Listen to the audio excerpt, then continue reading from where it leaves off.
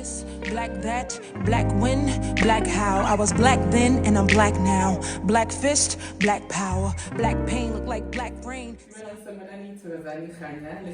Greetings over the diaspora, to those that don't speak the languages that we speak. Today we have a very interesting episode. We have Professor Motshekga, Mathole. Those that know him call him Chief. He's the founder of Kara Heritage Institute. So today I'm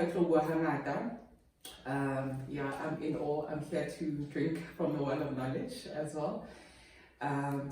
Maybe that way I gotta what it is you do, what is the Kara Institute about before we get into what we want to talk about today. The Kara Heritage Institute is a research and training organization. We conduct research into the African cultural heritage and indigenous knowledge system, and we give lectures to young people and universities, because we found that there are lots of distortions about African heritage, history and heritage. We now find ourselves in a situation where even multinational companies like MultiChoice, working with some of our people, they come up with fictions based on our history, which is clear, our spirituality, which is clear, but they turn that into fiction for entertainment, because according to them, we really don't have or deserve to have a history or a heritage.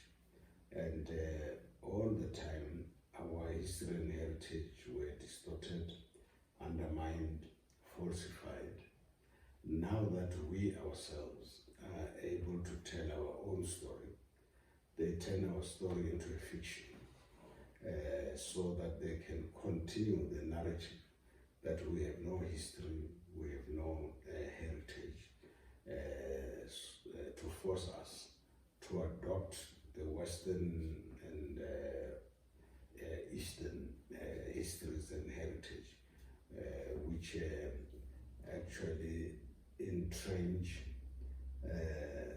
the notion that we actually are a caste people, inferior to other races and things like that. So as the Kara Heritage Institute, we are saying that African people are actually the first of all humanity, and that Africa is not only the cradle of humanity, but also the cradle of human civilization. And we are saying this 21st century is the African century, and we want to use this African century to tell our own story. And in the process, we are able to show that the so-called European civilization, Islamic civilizations, these are based on our story, which has been distorted to suit their own purposes. So that's the reason why we think we exist and want to continue to exist, and hand over this legacy to future generations. Do you have any digital information out there, or do people need to come to the physical institute itself? We have a website which is not well developed, but much of the information resides with us. Right. Okay, so it's going to be the likes of us that are going to be sharing such content here. So, the African civilization. So on the space here a lot, we delve in like the Kemetic story, from the creation story from that point. But Ntweke Bonang as well is like the Sotho group of people, Batswana, Bapedi, Basotho. Harena, like there's no, like I go Google, like it's always a struggle to find such information, you know, to a point more. The Mohadi, but I don't even know who my people, my people. So who are we as a people, and how do we relate to a Kemet? Because we know with the Goonies we can tap into Kerawana Maplosa, the outfits that they're wearing, we can trace it to maybe the drawings that we'd see, have like maybe something Kemet. So where do we, and what is the, do we focus actually on our differences, the Nguni, the Sotho, because even the spirituality have you know, I just recently found out for him, no, you know, versus the Togoza, which is what we have access to as a people. You know, we need to know that most of our identities are artificial identities. For instance, when you say Rana Sotho, Batswana, Bapedi, those identities are recent creations, because you look at Batswana. Why are they Batswana? They say they come from the land of the rising sun. And then the Ngunis say Sivela.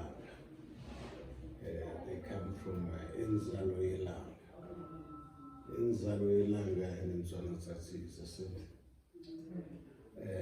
And then others will say Ravanabaji Khalaga. Khalaga is the sun. Islam. So when you go back, you find that our cradle land is the same, whether you are Swati, Ndebele, and so on and so on. But after colonization, the colonizer emphasized what they created to say, no, these ones are Nguni, and now these ones are Tswana. It was part of the divide and rule strategy. So we have to go beyond that. For instance, if you go to Lake Victoria, which is called Nyanza Molubale, which means the lake of the most ancient people. That's where you find an island called Ukara. That Ukara, you, like in Uganda, means land. Kara means the spiritual, or Kara means the spirit of the sun, or the spiritual or divine light. And then in other languages, Ukara is Uranga, and in the Nguni languages is Ulanga, now, which means that the Nguni people would say we're the children of the sun.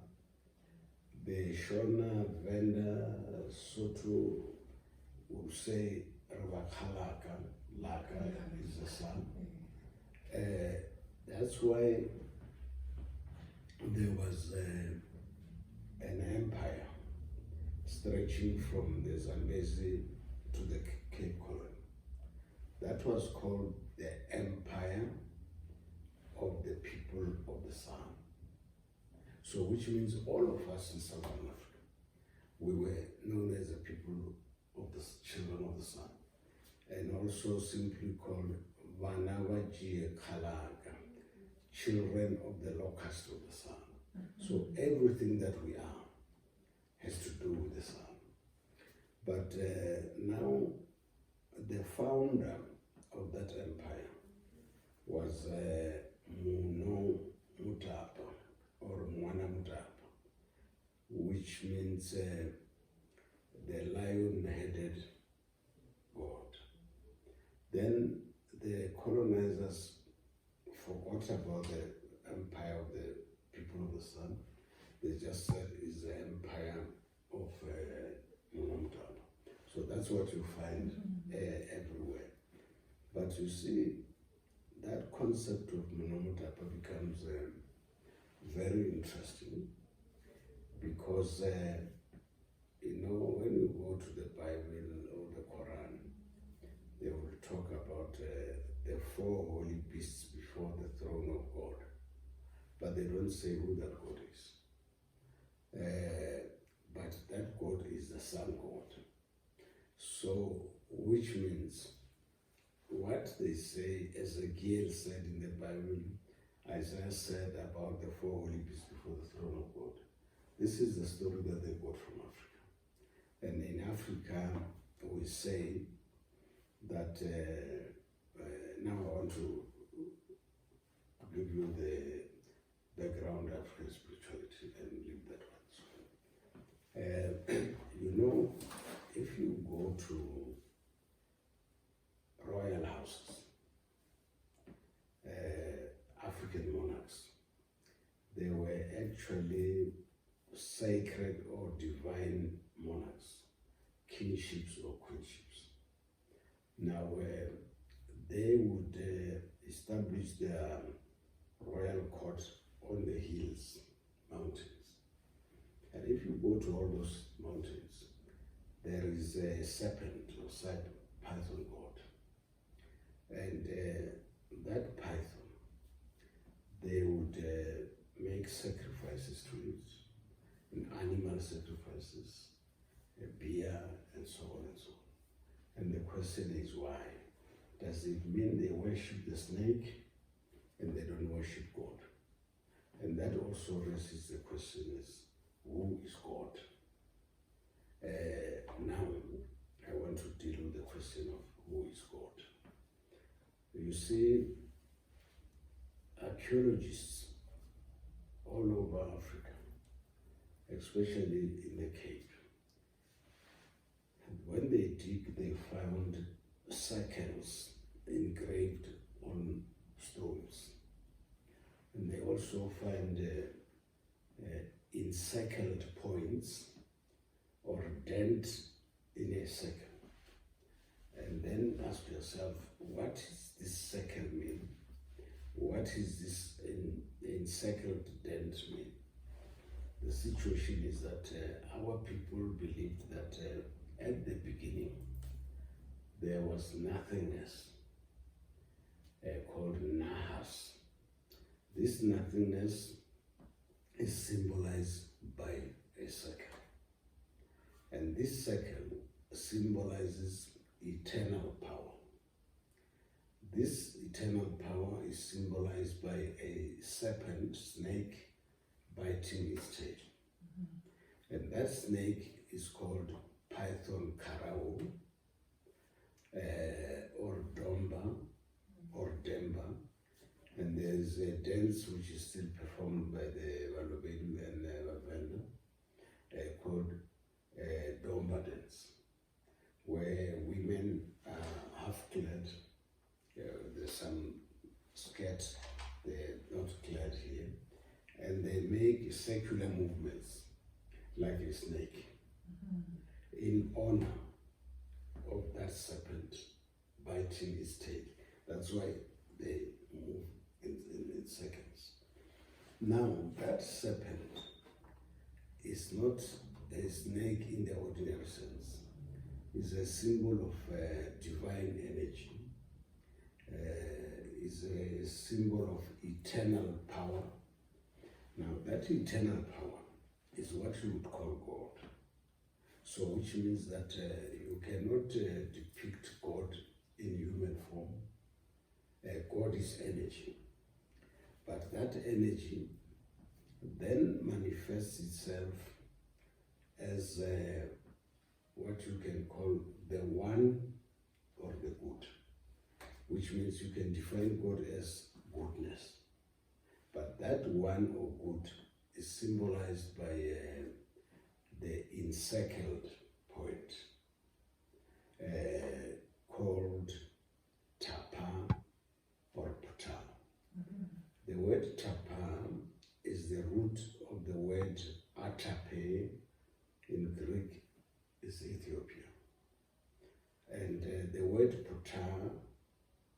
which is a synonym of tapa, is the root of the word hakapta, and hakapta in Greek is Aegyptos, in English is Egypt. So the Ethiopians and the Egyptians, actually the Egyptians descended from the Ethiopians, which means the Ethiopians are the oldest people in the world. The Egyptians are their descendants. Now, the original Ethiopians are indigenous African people ourselves, and they originated at the source of the Nile, called Kumara or Tamera or Buntu or Punt or Kantu. So that's where the ancient Ethiopians originated. And they moved to East Africa, settled along the Nile, and they founded the empire of Hakapta, which then the Greeks said is Aegyptos, and then later the English said it's Egypt. So which means the first of all humanity originated at the source of the Nile. And what is interesting is that the source of the Nile is called Kumara. Ku is like Kwa means land, Mara means the Virgin Mother, Ma is mother, Ra is the child of the Ma. So then, which also tells you that the one or the good, Tapa or Pta, manifested itself as a woman. So, which means that the idea of God the Father and the Son doesn't hold. The first, what we call God, manifested itself first and foremost as a woman. And that's why the source of the Nile would be Kumara, Tamera, Gantu, Buntu, and so on. Now, the Tapa or Pta then becomes the father or mother, because Pta appears as a woman. Therefore, the supreme being becomes a woman. And that supreme being is the Virgin Mother of African people. So, in other words, when you deal with African people and their origin, you deal with them before even the earth came into being. You deal with them at a spiritual level. So that Africans are spiritual beings who existed before the earth came and the universe came into being. But if we want to come closer home, we say, okay, there is the one or the nothingness. The nothingness is the eternal power that gave birth to the one or the good, Tapa or Pta. And then Tapa and Pta manifested as the Virgin Mother of the Sun. And the Sun is symbolized by the letter P. And now, this Sun, the letter P, is a spiritual trinity or a triune being which emanated three spiritual beings. These three spiritual beings are Uzara. In Greek, Uzara is Osiris.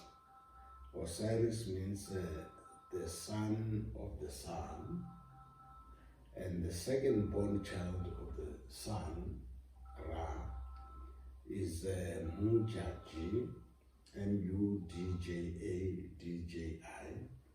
or in Tswana, Musasi, and Greek is Isis, which means the daughter of the sun. And now the third spiritual being is Kara, K-A-R-A. In Greek is Krios, or Karao. In Greek is Kiro. In the church they say Kiro monogram XP. Or Hara. Hara in Greek is Horus, which means the spiritual or divine light. So which means that the sun, Ra, is the father of a spiritual trinity, which is Osiris, Isis, and Horus.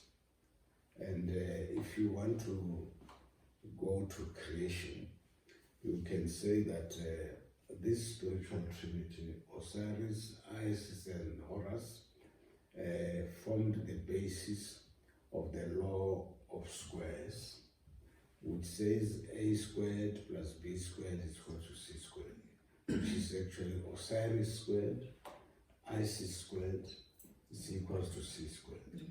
But Isis, Horus, Osiris is a spiritual trinity again, is mind, body, and soul, is three. Isis is fire, water, earth, and air, 4 squared. And then Horus is 5, is spirit, fire, water, earth, and air, 5. Then Osiris squared is 3 squared.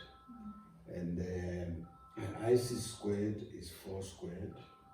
And Horus squared is 5 squared. Then you have what they call the theorem of Pythagoras. But Pythagoras did not exist in the spiritual world. It's just what they claim later on. So I'm saying that the sun is actually the creator. But the sun is the child of the Queen of Heaven, Mujaji Musasi, who is also called Mwari or Mwari Wedenga. And then the son of Mwari Wedenga is the King of Heaven, called Mambo Wedenga. So we as African people are able to talk about things that happened in the spiritual world before the universe came into being. Now, the sun Ra, as I say, it gave birth to a spiritual trinity. But what is also interesting is that the sun Ra gave birth to the divine light and life. Divine light is Hara, like Horus. Life is Akte, which is Ishtis. So the divine light is symbolized by the solar monogram, XP. And the divine life is symbolized by the Piscean monogram, which is IHS. Now, this Hara and Akte, when you put together, is Harakte, which means that the sun Ram is the father of Harakte, which means divine light and life. Now, this Harakte is also written XP Akte. In Greek, it is written XP Ichtoch, but they pronounce it Christos, which means that when we say God the Father and the Son, we mean the Son, Ra, which gave birth to the Christos. But the Son Ram is the son of the Queen of Heaven. But now they have defined the Queen of Heaven out of existence and say that there is God the Father and the Son. But they don't tell us that what they call God the Father is actually the Son, which means that whether it's Muslim, Judaism, they're worshipping the Son. And they found us as Africans already worshipping the Son as a physical manifestation of the spiritual or divine light. So we don't worship the sun that we see. We worship the spiritual or divine light that manifests itself as the sun. So we worship something beyond the sun. But Warner, without saying it, they are worshipping the visible sun. So that's why we talk about African spirituality, because we worship the spiritual or divine light, not the physical sun. But we trigger back a little bit.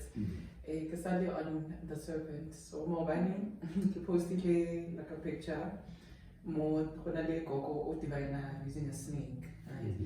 And then like a lot of people like, were shocked and all of that. And later connotation, and especially with the things that we're seeing in social media, twirling in yoga and all of that. So how do we, what's the link between the serpent or the serpent power and then with the manifestation, the sun? Like how do we draw that? And how does it also take the evil out? Because I don't like, oh, you get it, by the way. No, the evil is the European concept. Because here we talk about God as primarily energy. And Africans use symbols to convey divine messages. So the serpent or snake is a symbol of divine energy, not evil. But they make it evil because they have a problem of the snake falling in love with Eva and things like that. And Adam having problems with the wife who was in love with the snake. Those things have nothing to do with us. Because what we are describing now is what happened before the universe came into being. They cannot talk about anything that happened before the earth came into being. That's why we are saying we are a spiritual people. They are materialists. That's why they love money so much. They kill for money. They can kill women and children in Palestine and all those things. So we are not that type. So a snake, they are venomous snakes. There are snakes which represents ancestors. For instance, the Xhosas will talk about a snake called Majola. You don't kill that snakes. These are embodiments of ancestral spirits. So for us, we recognize they are venomous snakes. Like as human beings, they are evil and good people. And among the snakes, there are evil snakes and good snakes. But primarily, the snake is a symbol of divine or sacred energy. It's not evil. Okay. But now I wanted to also come to this thing that you see the sun, spiritual people will see the sun or visualize the sun as something that is coiling, showing that it is an energy that unfolded into the universe and into other being. So the sun is a spiritual or light being but it's also a physical thing. But now, this sun gave birth to divine light and life, which now is called Christ. So, which means that there's no Christ who is the Son of God, who has given birth to Mary and things like that. Those things are fictions. The Son produces divine light and life. Light is kara or haran. Life is actin, in Greek eichton or aten, and a combination of the XP and the IHS produces the Christ. So that's why you see Christmas has nothing to do with the birth of Jesus. On the 25th of December, 21st of December, the child of God is born, called Mutapa or Mwana Mutapa. And on the 25th of December, that child, which is a light being, incarnates on earth. And that was part 1 with our convo with Professor Mathole Motshekga. Thank you so much for tuning in. We shall continue this conversation on part 2 the following week, where we will continue with this enlightening conversation, with this healing conversation. Makhosi amahle, makhosi amakhulu. Ashe. Black that, black when, black how. I was black then and I'm black now. Black fist.